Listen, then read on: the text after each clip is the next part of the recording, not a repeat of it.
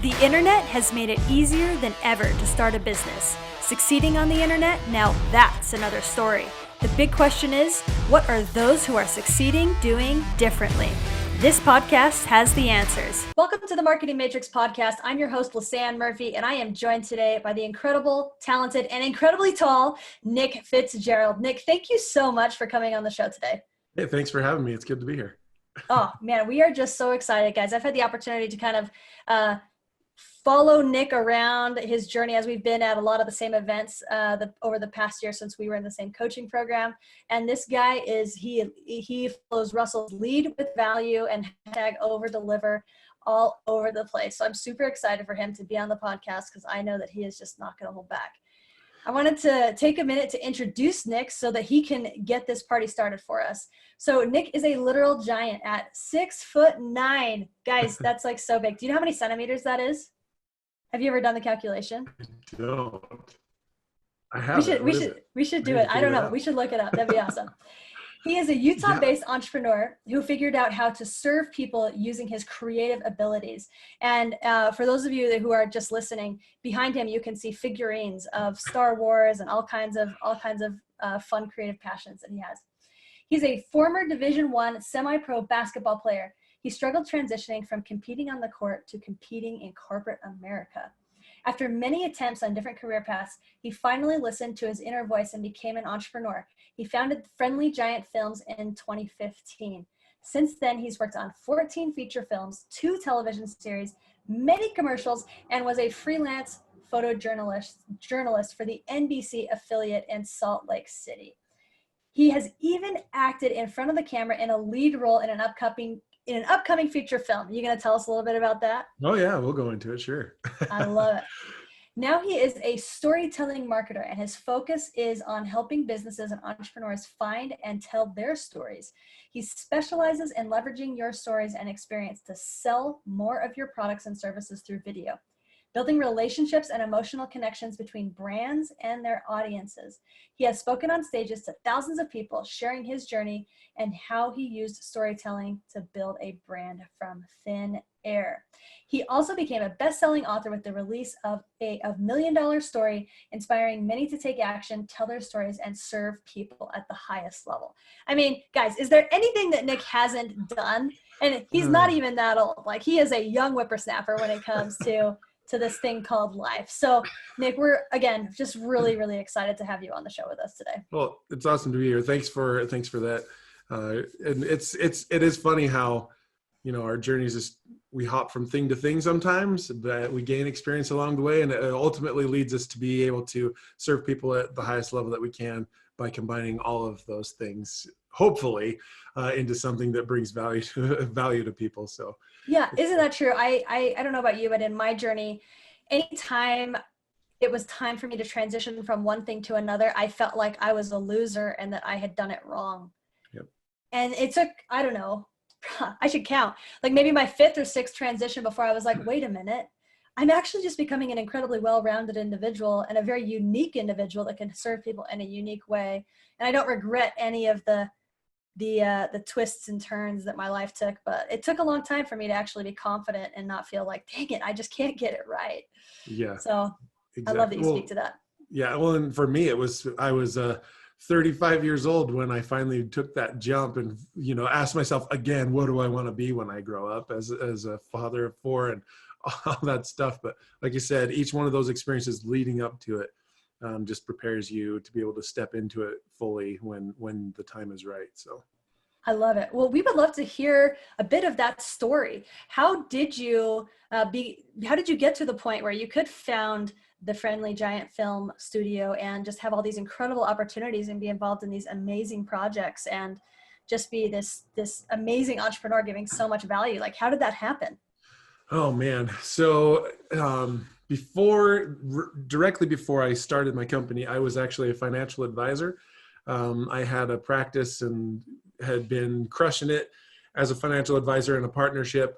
And that partnership dissolved. And I had, at the beginning of 2014, just like I had to start my whole practice over again. So I was trying to redo and reboot and all this kind of stuff. And I was just failing at building a new pipeline and of clients and leads and all that kind of stuff.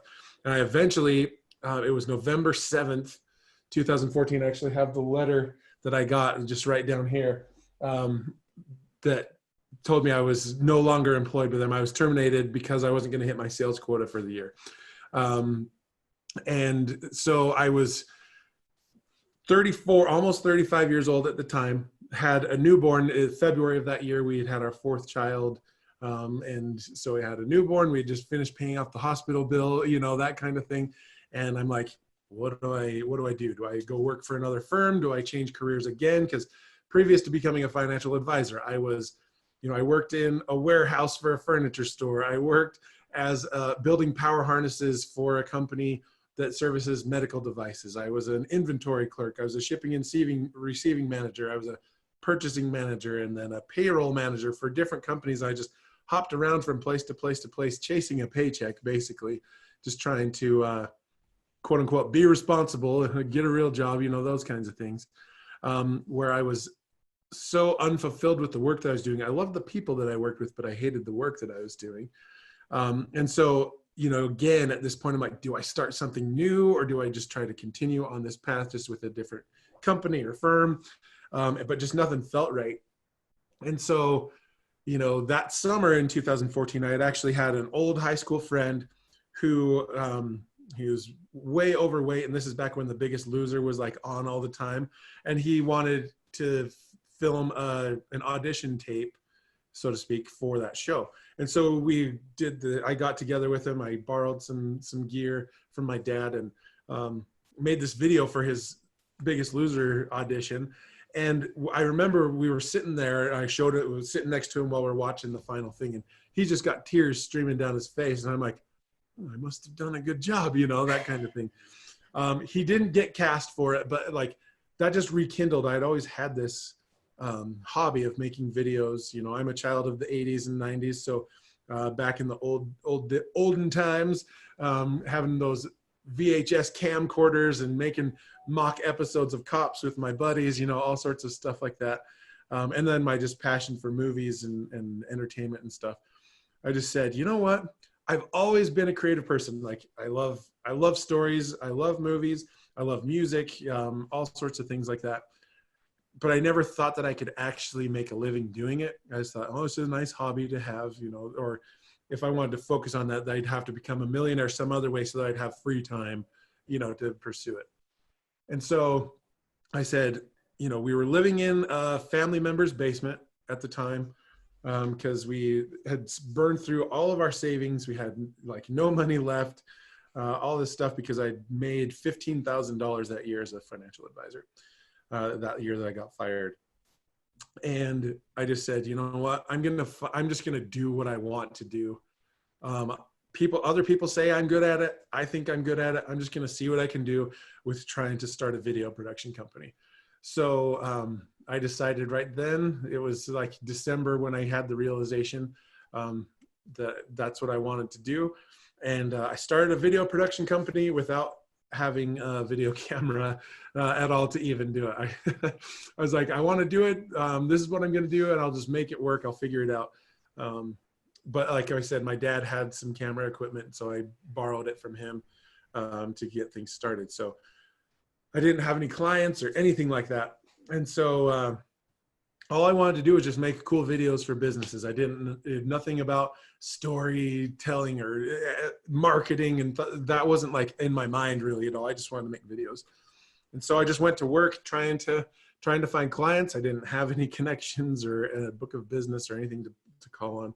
And so I just started going out and doing all sorts of crazy stuff, just going out on days I didn't have things to do and have my camera and just shoot B-roll of nature or things around town just to get acquainted with the equipment and then try to find ways to make interesting visuals and stuff.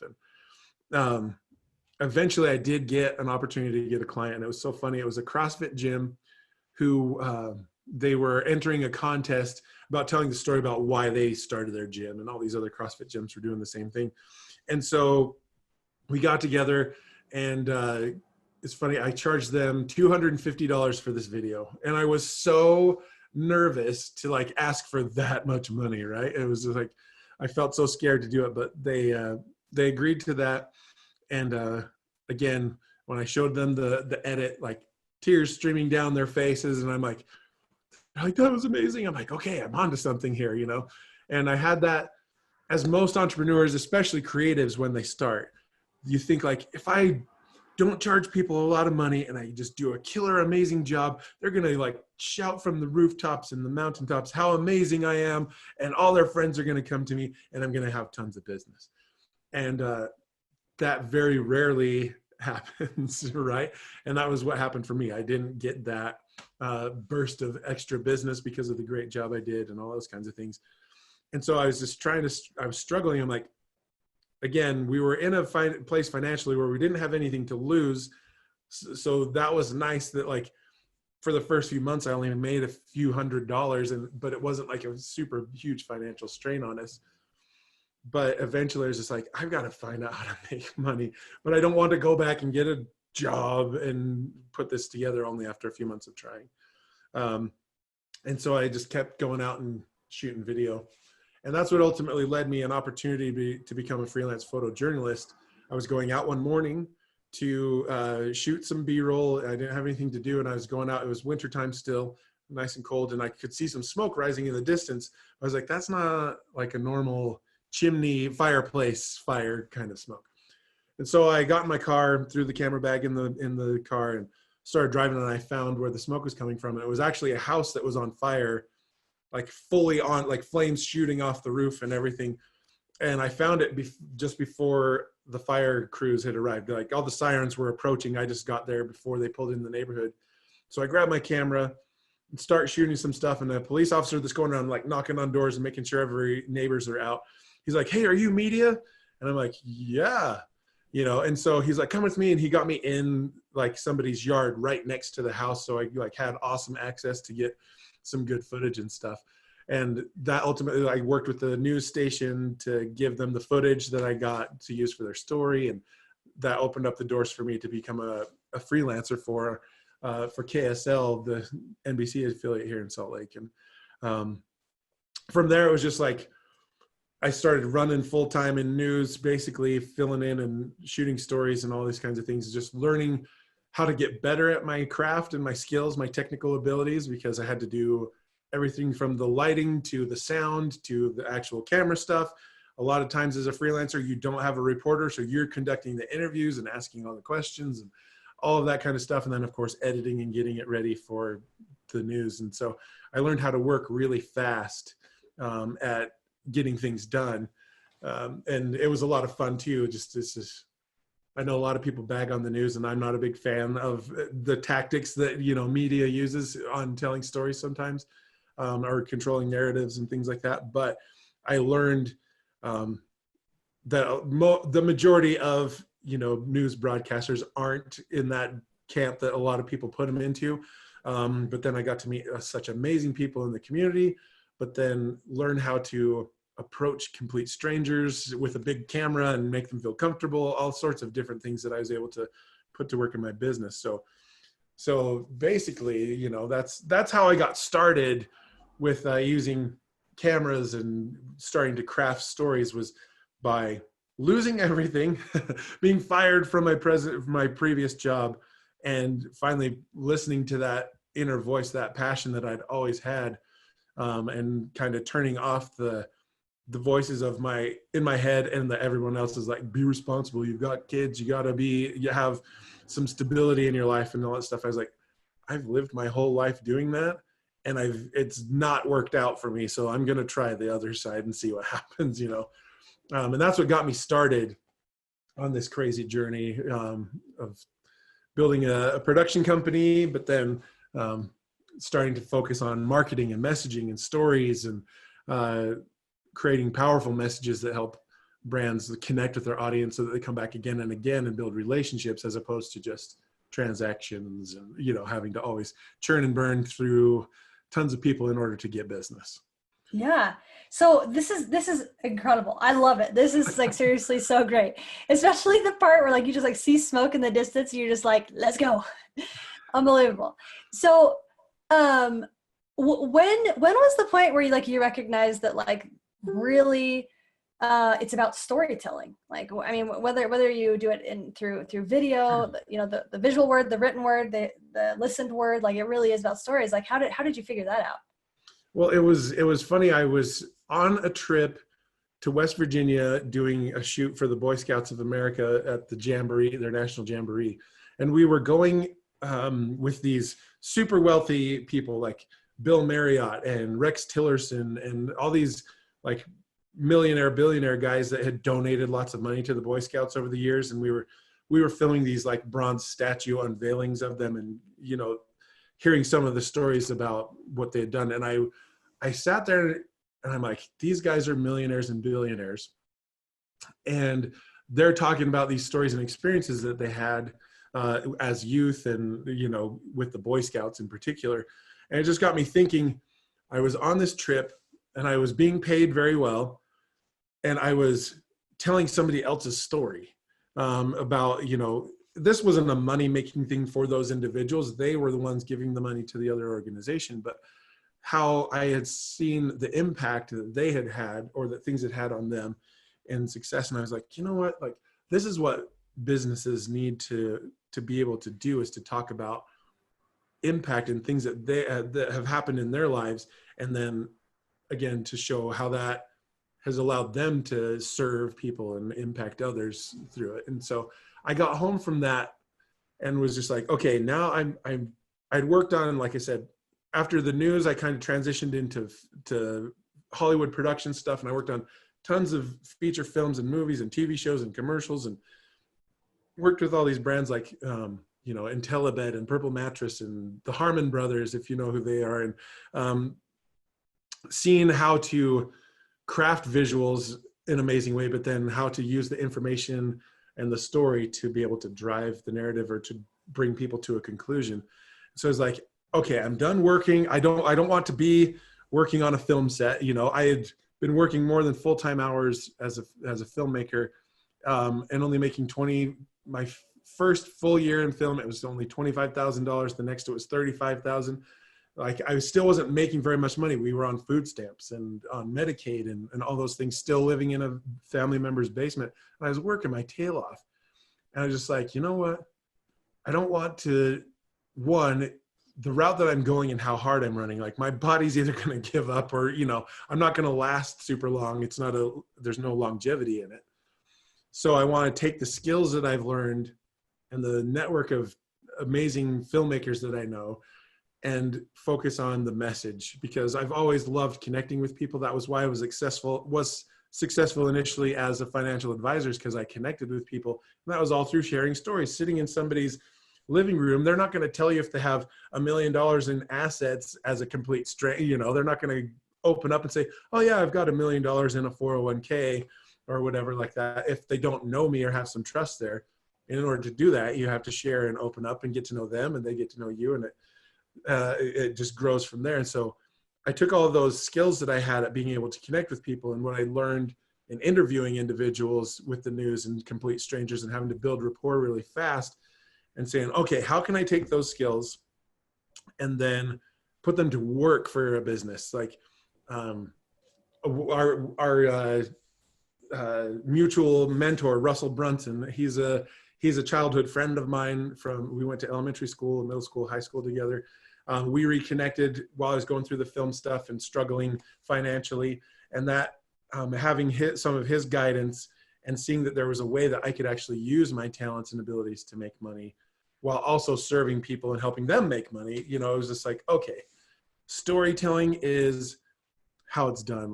I looked at brands that are popular. I remember, the old, back in the 80s, some of the I can't remember which telephone company it was, but they had a commercial that would literally make people cry, and became legendary at the time for it. And the Coke commercials with the polar bears, and seeing these brands that were successful and had longevity, that they had cool stories and things. It wasn't just hey, go and buy this amazing water bottle. If they had a purpose and an intention and a story behind it that helped people connect with it, and stuff like that. So I just said, okay, I need to tell stories but I had only worked on films up to this point. I was working on somebody else's stories. I worked on like Hallmark Christmas movies and, you know, stuff like that too, where, you know, I wasn't involved in any of the story creation other than like setting up the lighting or doing camera work or whatever it might be. And I finally was like, okay, I need to tell a story. I need to have an example of my story and how I can execute it visually, technically, and then help people understand that they should have the same kind of thing for themselves. So I finally just said, I'm going to create a promo for my business, for Friendly Giant Films. If I'm going to tell anybody's story for the first time, it might as well be my own, you know?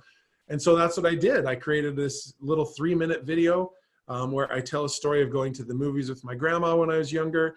And then it went into showing examples of things and projects that I'd worked on, and then inviting people to just saying like, you know, everyone remembers a powerful story, and we want your audience to, you know, remember yours basically. And so, so I wrote it all out and I sat on it, the script for a little while, and didn't do anything with it because I was afraid. Because like I said, up to this point, I worked on telling other people's stories. But if I worked on a Hallmark Christmas movie, and if any of you have ever seen one, you know, it's not riveting. It's a formula. You know, you kind of know what's going to happen before it happens. But if I work on something like that and it's really bad, it wasn't a reflection on me. I didn't write it. It wasn't my story. I just worked on the lights or did some camera work. Whereas this was like, this is my story. And if I don't do a good job with this, I'm like a fraud, basically, you know. I'm like, how can I tell people that I can tell their stories if I can't tell my own? And so that fear kept me from doing it for a couple months, but finally did it, got it done, and it launched it to the world, and it had great reception and still does to this day. Like I have people, you know, a few people, you know, a few times a week at least, I have somebody like, oh my gosh, I just saw your video and that was incredible. I want that for my business, right? And even today, it's been 3 years since I released that video. It's still today, like, just brings people in so much more prepared and qualified to work with me because they feel a personal connection to me. They can see that I actually know what I'm doing. And it stirred an emotion in them that they wanted the same kind of result, right? And so that was my first experience with like story. This is how I need to be doing business with people. And so that was my first real experience with like controlling everything from concept to final product or final project to really craft an actual brand story for somebody. And luckily it was for myself to start. Yeah, I love it. So how did you go from being completely overworked and underpaid to now? I mean, and I don't know a whole lot about your life, but like it seems to me like you have the freedom to, like, in this situation in the world right now, like, to be there for your kids, and you're there with your family, and so like how did you go from working more hours a week than anyone should to having a schedule where like you could put family first? Yeah. Well, the main point was learning how to say no to the wrong kinds of projects. Like, I made that decision that I wanted to transition from being a crew member in film to, you know, doing marketing and brand messaging and being the one facilitating the crew, bringing in my buddies and my friends to do the stuff. So at first it was like, I had a reputation. I had calls coming in every week for new projects and stuff. And I thought that I was being entrepreneurial. I was an entrepreneur because I had freedom to say yes and no, but still had no power in negotiating my rates and things like that. So the first thing was like learning to say no and turn down work so that I could focus on my own brand and my own business. And so once I was able to do that, then it was, you know, actually being diligent with the free time that I now had from turning down a feature film that would have given me work for 3 weeks, or, you know, that kind of thing. And so as I started to do that and still studying marketing and like, you know, listening to Russell Brunson's podcast and talking to him personally about things that I was working on, getting some feedback, that helped tremendously. But eventually what it came down to was like, I got mentorship and I created that video and all that stuff, and I still wasn't making a lot of money. I was getting better clients that had a little bit more budget than what I was used to. But still it was challenging. And it wasn't until I went to Funnel Hacking Live in 2018, it was in Orlando. And I came back from that just so pumped up and like ready to take on the world. But I understood that I needed to be consistently putting my message out there. I had this great video and it was doing it what it needed to do and what I wanted it to do, but I still couldn't just rely solely on that. I needed to get my message out in different ways and to attract people. And so I started doing daily Facebook Lives. And some of them were tactical where I talked about business type of stuff. And other times it was just like talking about something that I noticed, and I was just practicing storytelling, practicing some things on how to convey stories in a live, getting live feedback and all that kind of stuff. So I started doing that, and it was, I think it was in April. Actually, it was like 3 years ago, or when 2018, 2 years ago this week, actually, when I started doing daily Facebook Lives. And I know that because, your Facebook memories pop up and I'm like, oh yeah, I remember that. But so I started doing that every day, and an amazing thing started to happen when I started publishing every day. And I know that sometimes some people are like, they think of Facebook Live or going live on video and it just stresses them out and fills them with anxiety. But for me, I was comfortable with that, and that's where I was able to find my voice. But what I found as I started to do that every day and become consistent is that more people started to listen. So my audience started to grow. And then I really started to find my voice. I've always been comfortable with public speaking and things like that. But I look at my first Facebook Lives as to where I am now with them, and it's like a night and day difference. So you find your voice and you get better as you go, but then more people start to pay attention. And as I started to grow an audience, then I started to pay attention to what kinds of questions they were asking me, the conversations that they were having, some of the things that they were struggling with. And then I started to craft messages to specifically address those issues. And this is, again, is all for free on a Facebook Live. Like anybody could tune in whenever they want or watch it on a replay and that kind of stuff. But by doing that, I started to get more people approaching me with personal, like, hey, could you help me with this? Or like, ooh, I heard that you do these sessions where you help people like kind of analyze their stories and build up and craft it and stuff like that. And so it just kind of word of mouth started to get around, and I got more clients, and of course, delivering and giving the value and stuff in those moments just led to more and more and more. All of my traffic and marketing up to this point really has all been organic. I've done a couple of, back before I really thought much about it, I boosted a couple of posts every once in a while, not realizing that wasn't like the best way to spend money, but still, I was naive with it. But all of it, I was able to, in April of 2018, I didn't have two nickels to rub together. I had made no money up to that point in that year, really. 2 weeks after getting home from that Funnel Hacking Live, I closed my first $25,000 client from it. And wow, in a short amount of time from April to December, I went and did 6 figures worth of business, which I'd never done for myself ever, And so the key to it was that I found my platform, which was Facebook Live. And I was consistently publishing and giving value every day. And that just brought more and more and more people into my world. And yes, my income increased, but like I got opportunities to speak on stage at Funnel Hacking Live, at Russell Brunson's Traffic Secrets event in Phoenix in 2018, which then again gave me a bigger audience to be able to get my message out to, right? So to be able to grow and build my business and get the income and the freedom that I wanted to, like, I coach my son's, I'm an assistant coach on my son's comp soccer team, right? I've been a basketball coach for my 9-year-old's junior jazz team, that kind of stuff. And it's because, one, I want to be present in their lives, but because I had, it's funny, like there's a lot of work that goes into what I do, but at the same time, I wasn't working 60, 80 hours a week and I was making 5 times the money that I was, you know, and being able to have free time and play with the kids, or, you know, go to lunch with my wife, or, you know, those kinds of things. And so I attribute it to taking action, like making the steps and doing what I was told that I should and doing what I felt I should.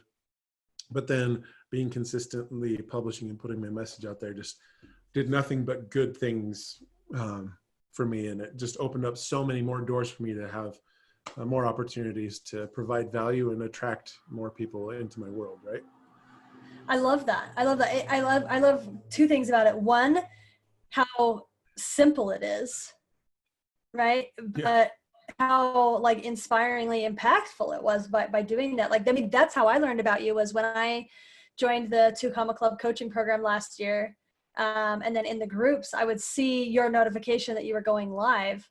And there were a number of those where I was just like, oh, what is Nick talking about today? You know, and that's how I got to know who you were, you know. And I've definitely personally fallen victim to the, you know, I'll just hide in the shadows and work in my little corner. And so like, it's one of the reasons why I started the podcast, to like make myself like speak and get out there and find my voice, because it's so important for you to, I mean, for your own brand to learn your voice, but for you to really find the people that you need to impact. Like, you gotta get out there, you know? So I love that so much.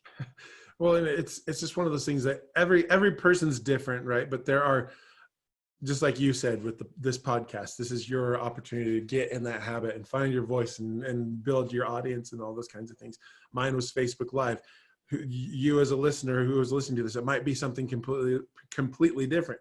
I encourage you to follow both mine and Lisanne's example and just try things until you find what is comfortable for you. But once you get into that habit and you get over yourself, like, this is one of the things I always preach, so to speak, is like, there are people right now who are looking for your voice.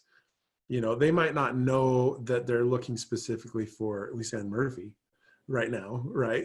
Or Nick Fitzgerald, but when they hear your voice, they're going to recognize it, and it's going to change their life. It's going to help them turn things around, or fix their business, or save a relationship, whatever it might be. But the longer that you talk yourself out of it and you're kind of being selfish, you know, like, oh, I'll wait until I have 5,000 followers and then I'll do this or that. Like, the longer you do that, the longer you're keeping them in pain and in the dark. And eventually they're going to find a voice that's going to help. And we obviously want it to be our own voice, and we want to be the one that helps them. But as long as we keep talking ourselves out of it, and the longer we keep quiet, the longer we keep them in pain, and the more likely they are to go and find somebody else. But again, you know, I'm sure you've had experiences with this through the podcast and other things, but like, I would go to these events, you know, around the country with other entrepreneurs, and I would have complete strangers who I didn't even know existed before that second and moment in time, that would come up and be like, oh my gosh, I listened to every single one of your Facebook Lives. I watch every single one of them. Thank you so much. Or, you know, they come up and say that they've been listening, and they've never liked or commented or, you know, that kind of stuff on it. You had no idea that they're interacting, but there are people that are listening and paying attention. And, you know, that's the power of just getting out of your own way and doing and taking action with it. You know, yeah, I'm a proponent that you should be using video, because it's a fast way to connect, because I'm looking down a lens right now, and if you're watching this on the other side, it's like we're looking eye to eye, right? And it's a great way to be able to pick up personality and to show and engage more senses at the same time. When you have those many connection points with your audience, the more the better, right? And so I'm a proponent of that, but you might be just totally terrified of it. So maybe a podcast is a good way to start and help you get your momentum going, or just typing out an article for LinkedIn, or a longer post, you know, a text post for Facebook or something like that. Like, you just need to do it, because you never know the impact that you're going to have right now. What is it? Tony Robbins he says, like, we downplay the impact that we have within 5 years, but overplay what we could do in 10, or I can't remember how he phrases it, but it's totally true that you have that ability right now. We just have to work through some fears and things like that hold us back. But there's merit in just doing for the sake of doing. But as you and I know, when you become intentional with what you're doing, that's when the power comes. Yeah, it's so true. Yeah, and I love how like you're realistic and compassionate, that sometimes it's challenging to put yourself out there. But I love how you're also just bold. You're like, get over yourself. Like, stop being selfish. Like, people want to hear what you have to say. Like, and you're keeping them from that benefit just because you're self-conscious for some reason. I love that. Get over yourself. Quote, my favorite quote from Nick Fitzgerald so far today is get over yourself. Get over yourself. Oh man, so great. Okay, so let's talk about the Friendly Giant film. So what marketing tactics are you using? I mean, you talked about the Facebook Live, which is a marketing tactic, right? You're publishing daily, you're getting yourself out there. What else are you using to market your business? Yeah, so right now, Facebook Live is the main way I go about doing it. But Instagram stories, I absolutely love it because it's a fun way to show behind the scenes and just day-to-day things. I've actually got into TikTok in the last 3 or 4 months, trying to build an audience over there. And just like, at first it was that all started just because all my kids were on it. So I wanted to just make sure that they were not being exposed to inappropriate stuff and things like that. And it just kind of became this thing that now I'm always like, hey guys, I just did a new TikTok. Make sure you go like it, that kind of thing. But I am all about the visual mediums. So Instagram, TikTok, Facebook Lives. I've started doing, and YouTube, of course. And then I've started trying to look for ways. I love copywriting. It's not my most favorite thing. It's time consuming, but I'm trying to write articles and things like that for LinkedIn to kind of get into that arena a little bit more. But most of what I'm doing right now is all organic, engaging in groups on Facebook, commenting on posts and providing value that way to people, and just giving away, the good stuff to just help people, especially like when we're recording this, we're in the middle of the COVID-19 stuff, and there's a lot of worry and people are stressed out about things and worrying about how to position their business and stuff. However, I can serve and give value, in order just to give somebody some encouragement or one or two tactical things that they could do right now without expecting anything in return. That has really helped as well.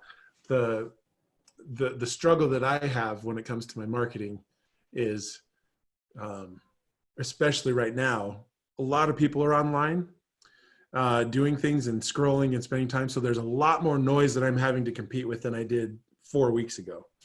And so I've noticed the engagement on my Facebook Lives has dropped because I have now so many more things that I'm competing with, memes about viruses, all sorts of silly things that are being shared, fake news, or, people that are upset one way or the other with how politics are going. Like, everyone's ranting about it on social media. So I have a lot more noise to have to cut through to get people to see my stuff. Even I was talking the other day with a couple of my friends through. And then you put the Tiger King on front of it, right? Yeah, exactly. I still need to watch that.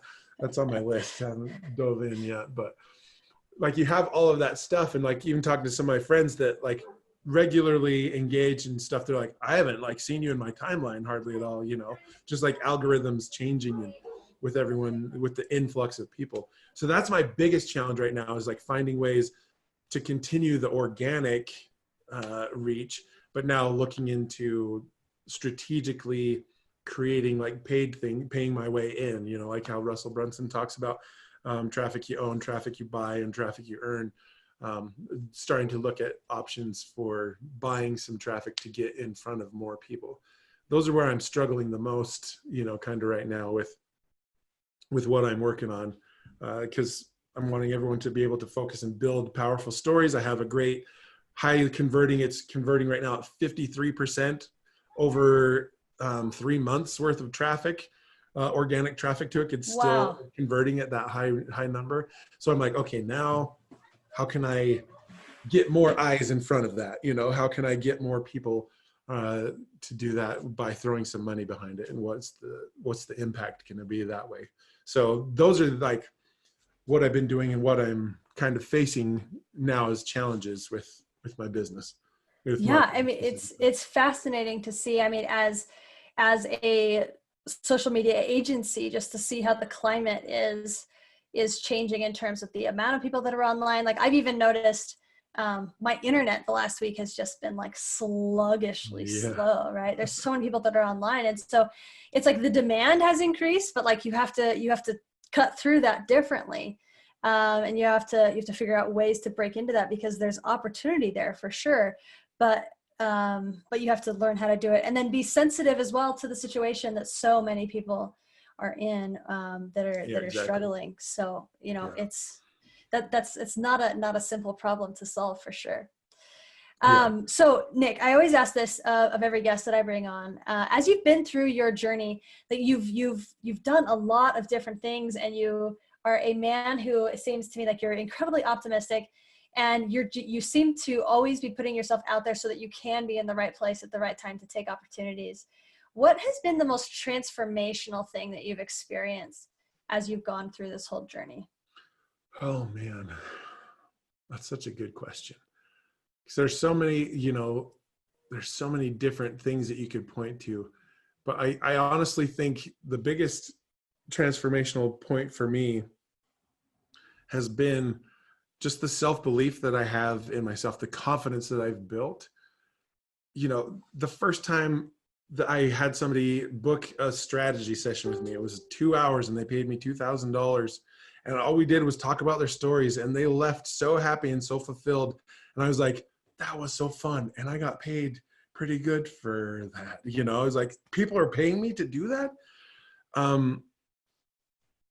For me, it was just the realization and believing it myself. You know, you can have people say, oh, you're so talented, or, you know, and we just downplay it because most people like to, you know, shy away from that or don't want to seem like they're boastful and things like that. But stepping into and fully believing that I have skills and talents and abilities that are valuable to people.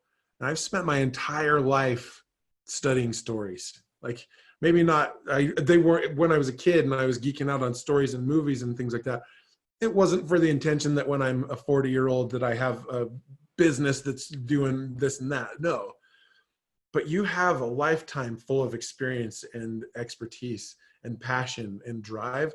And when you actually believe and step forward with confidence, knowing that there's at least one person in this world of 6.5 billion people that your expertise and your passions are valuable to and can help somebody move forward, that for me is like where I really started to gain momentum, was when I stepped into it and stopped putting myself down, or stopped like downplaying like my skills or my abilities and things like that. I'm not arrogant and I'm not in your face about it. And I'm not, you know, sitting on a Lamborghini making it rain with $100 bills and stuff like that. No, but I know that what I do is valuable and helps people, because whether it's a Biggest Loser audition tape, or a brand story for a startup company, or working on a quick little video ad for $100 million company, whatever it is, I'm the one that's being able to facilitate and put that together when they themselves couldn't.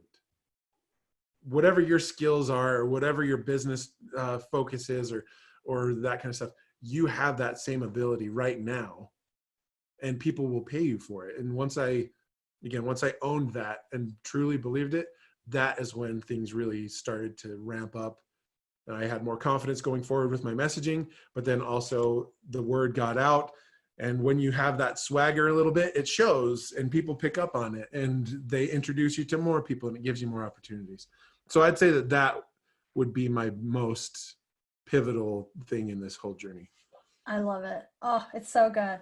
Well, before we started this interview, you talked about a framework that you like to share with people. I'd love to give you a second to like talk about that, because as we've learned in the last several months, if you're in Russell Brunson's community, you learned the importance of frameworks and the power that it has to set you apart from everybody, but also to be memorable to the people that you're serving. So talk to us about the framework that you've built that's helping people.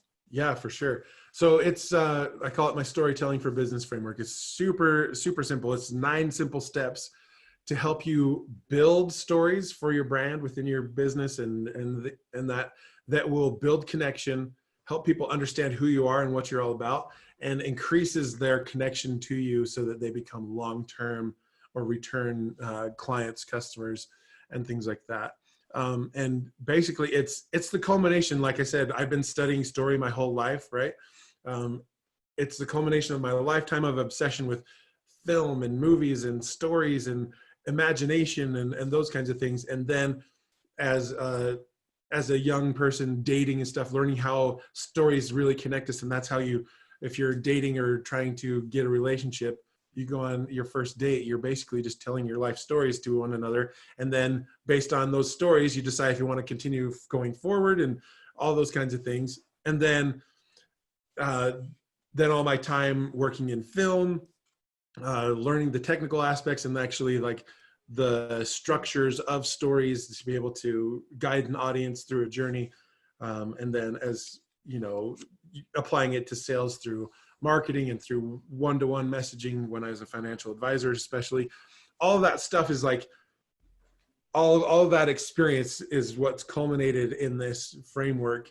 And I broke it down into 9 simple steps. And I'll go through each one of the steps really quick. I'll just say what they are so you guys can get an understanding, and then go and check it out in the toolbox that you guys have. But like, step number 1 is beginning with the end in mind, right? You have to have an intention and a purpose behind the story for your business. How many of us have gone through or been at a party or a family function or even at a business thing, and there's just one person that's just yapping the whole time, and you're just like, when is this going to get over? They're just talking for the sake of talking, right?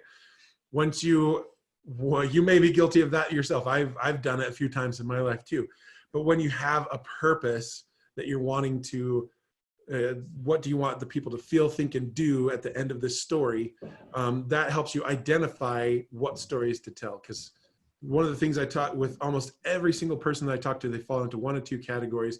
Either like, I'm really boring, I don't have a story to tell, nobody's going to be interested in me, you know, or they've lived a lot of life and have a lot of experience, but they don't know where to start or what to share or what to like not share so that people don't think they're crazy, you know, that kind of stuff. But when you begin with the end in mind, it helps you identify those stories and experiences in your life and that you've seen to guide people to that. So that's step number 1. Steps 2 through 6 are all about the structure of your story. You know, every story has 3 simple things, a beginning, a middle, and an end, but great stories do very specific things within each one of those areas. So that's step number 2. Step number 3 is introducing the conflict early, especially when you're talking about what caused you to be an entrepreneur or start your business. There was something that happened in your life that triggered you to start looking into this thing, right? Step number 4 is introducing the key characters. There's obviously yourself, but any of your support system or family members or coworkers or bosses or mentors or those kinds of people, you need to be able to introduce those. Naming an enemy is step number 5. There's always a bad guy in every story, even if it's not a literal person. It could be a health problem, it could be an economic crisis or a pandemic. You know, there's always an enemy in every great story. And then step number 6 is raise the stakes. You need to raise the stakes and make things, you know, your success vital, or else, you know, I love Star Wars. For those of you who see like there's the video, I have tons of Star Wars stuff behind me. Like that movie continually raises the stakes, and as a result, we get more drawn in to the moments. Step 7 is to be detailed and share as many of the details as you possibly can. Sights, smells, emotions, who you shared it with, all those kinds of things. Step number 8, excuse me, is be genuine. If you fudge your story and make up stuff, it's going to come out. So you want to be genuine, and you don't want to, you know, force things. Like if you feel, some people feel like you have to cry on a video in order for people to connect with you. Don't make yourself cry just because you think that's what people want, because it doesn't translate very well. The same just goes with your message. Just be genuine and be real with what you're talking about.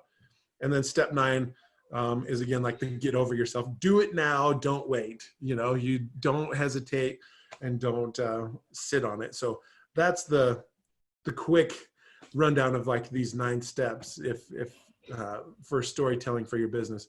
As you follow those, I've seen through feature films, through branding messages, through working with my clients and all that kind of stuff, that these steps help them craft a message that really connects and resonates with their audience and helps them just want to do business with you, where they're just like, take my money, or I can't wait, I have a goal. I've had people say, I have a goal written down on my calendar to like work hard enough so that I can afford to work with you and have you come and do videos for my business and stuff like that, right? So when you build your stories this way, as opposed to every one of them being a sales letter or facts and figures and all that kind of stuff, you do need to have those messages, yes, but when you can engage and build an emotional connection on the front end of that, the retention and the results on the back end just are multiplied. Oh, I love it. I love it. That is so, I love that framework. So, and guys, he's giving us the outline and the overview of that to put in the Marketing Matrix Toolbox. So we are so excited to have that. And we really appreciate your generosity of giving that to our listeners. That's fantastic. So you also have, for people to follow you, obviously you want to become friends with Nick so you can watch his lives, but you also have a Facebook group. So I would love for you to take a second to talk about the ways that people can follow your journey and get in touch with you in terms of helping them learn how to tell their stories through video. For sure. So I have, my Nick Fitzgerald Entrepreneur Facebook page, and that's where I do the majority of my lives from. But I also have been building over the last little bit. It's called Storytelling Entrepreneurs Facebook group. And it's just a place, again, for, I know that some people, like some of you who are listening, are going to say, okay, fine, Nick, I'm going to do this. I'm going to start publishing or telling my story, but you don't have a safe place to do that, or you're worried about people. Like, this is a group where people can come in, like, kind of test out some of the materials or ask for help from a community. And also I'm there to be able to give any pointers and stuff like that. But those are the 2 places where I'm really doing a lot of my publishing right now. And again, it's just, I want to foster a community of people that understand that storytelling is one of the tenets of successful business. Humanity is storytelling. Businesses, empires, legacies have been built and destroyed based on the stories that get told.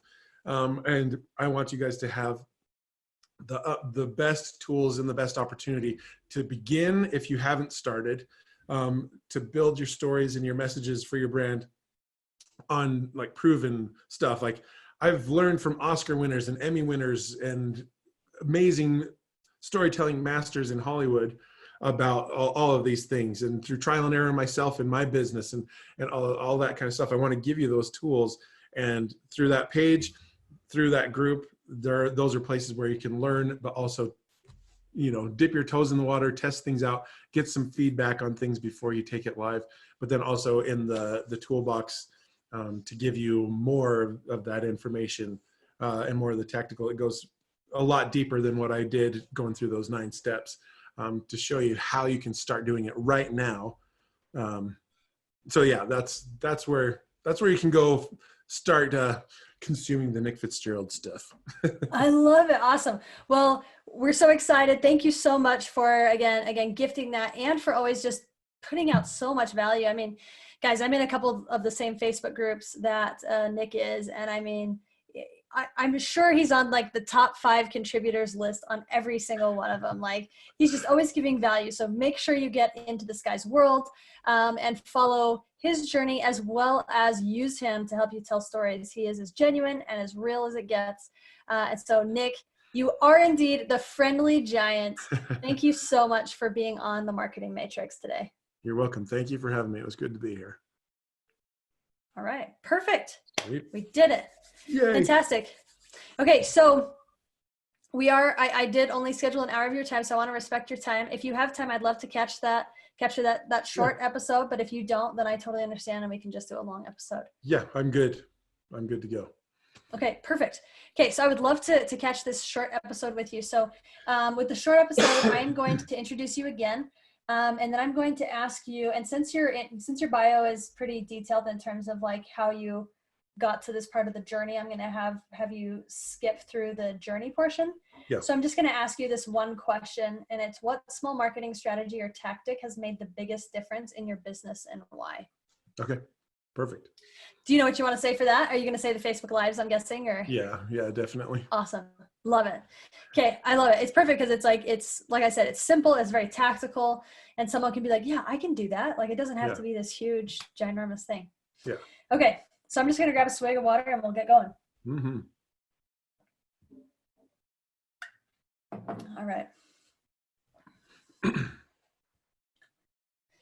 Welcome to the Marketing Matrix podcast. I'm your host, Lisanne Murphy, and I am here with the incredible, talented, real, in the flesh, Nick Fitzgerald, the friendly giant. Nick, thanks so much for coming on the show today. Thanks for having me. We are so excited to have this guy. For those of you that aren't as familiar with Nick, I mean, he's all over the internet. So if you're not familiar with him, then welcome to the planet. But for those of you that aren't, let me just introduce this incredible entrepreneur. So Nick is a literal giant. He is 6'9". He's a Utah-based entrepreneur who figured out how to serve people using his creative abilities. A former Division I and semi-pro basketball player, he struggled transitioning from competing on the court to competing in corporate America. After many attempts at different career paths, he finally listened to his inner voice and became an entrepreneur. He founded the Friendly Giant Film. He founded Friendly Giant Films in 2015. Since then, he has worked on 14 feature films, 2 television series, many commercials, and was a freelance journalist for the NBC affiliate in Salt Lake City. He has even acted in front of a camera in a lead role in an upcoming feature film. Now he is a storytelling marketer, and his focus is on helping businesses and entrepreneurs find and tell their stories. He specializes in leveraging your stories and experiences to sell more of your products and services through video, building relationships and emotional connections between brands and their audiences. He has spoken on stages to thousands of people, sharing his journey and how he used storytelling to build a brand out of thin air. He also became a best-selling author with the release of $1 Million Story, which inspired many to take action, tell their stories, and serve people at the highest level. And again, guys, give it up for Nick. Nick, thank you so much for coming on to the Marketing Matrix today. Anytime. I love being able to come on and do these interviews. It's so fun. Oh, we've just had a blast. And guys, we just went through Nick's deep dive episode, which you could catch on Wednesday. So make sure to catch that, because this guy, his life has been fascinating. I'll just give like one teaser here. He, the biggest start he got in his film career is that he saw smoke in the distance. He went for it and happened to be in the right place at the right time. I'll leave it at that, but you have to tune in to listen to it. So for this episode, Nick, I've got one question for you. Mm-hmm. And the question is this: what small marketing strategy or tactic has made the biggest difference in your business, and why?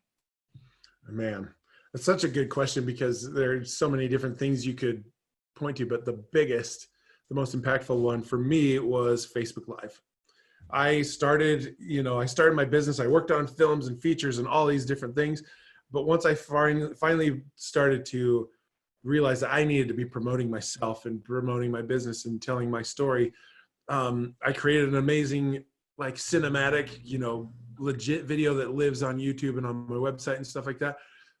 But while that was successful in doing its job, I couldn't, it was the same story every time. It wasn't helping people really get to know me. So I finally decided I was going to just start doing Facebook Lives. And I made a commitment to myself that I was going to go live every day just to figure out how to work and just to kind of see what people's responses were and all that kind of stuff.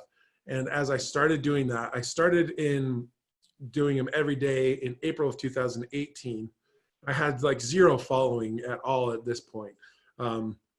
It was just fly by the seat of my pants, and I was making up stuff on the fly and all those kinds of things to start, and nobody was listening. I'd get a few viewers and stuff, but as I was consistent, and then I started to be intentional with the things that I was saying, I started to attract more people, more and more and more, and my audience started to grow.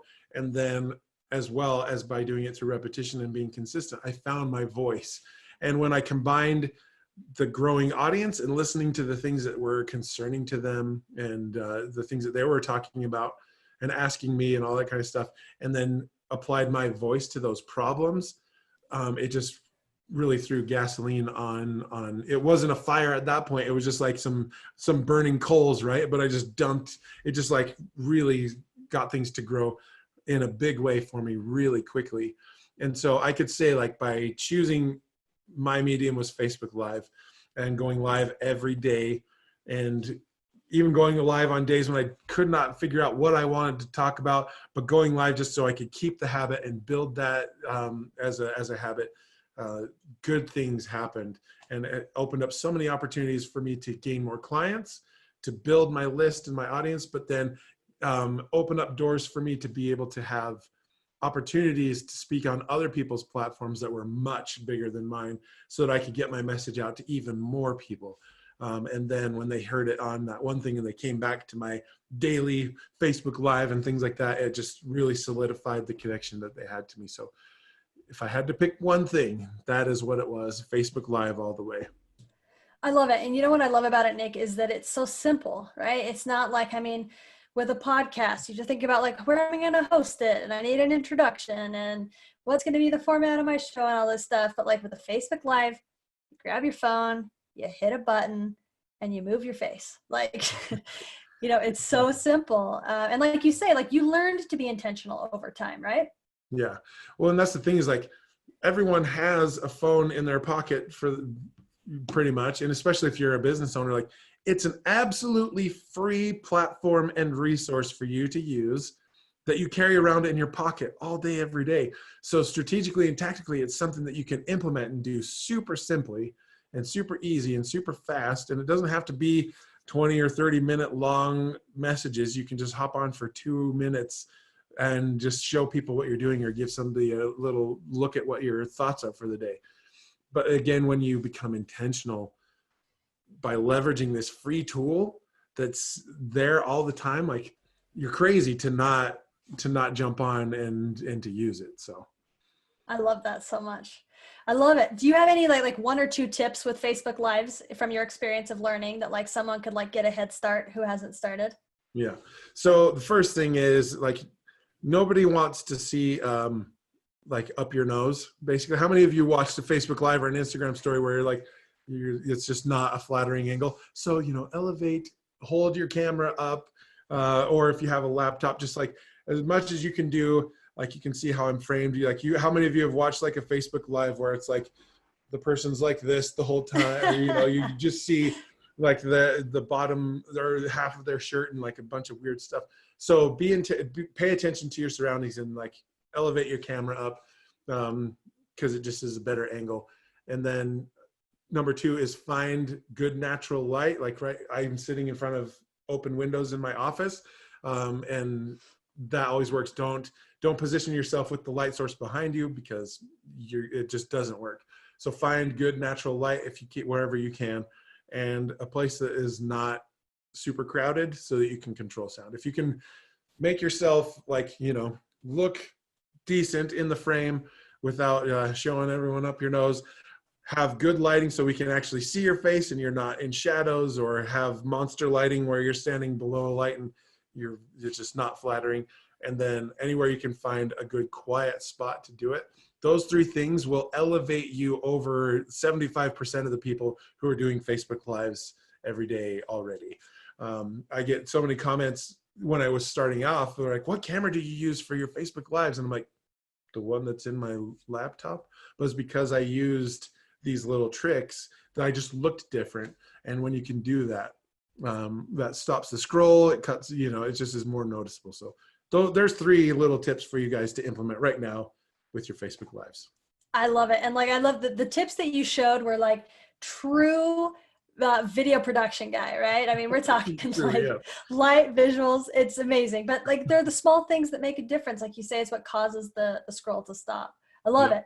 Okay. So you have something called the Storytelling for Business Framework. Mm-hmm. That he is, that Nick, guys, he's generously giving us an overview of what this framework is. And I would love for you just take about 30 seconds to talk about what it is. And we're going to be putting this in the Marketing Matrix toolbox for you guys, but it is just, it's killer. I can't believe he's given it to us.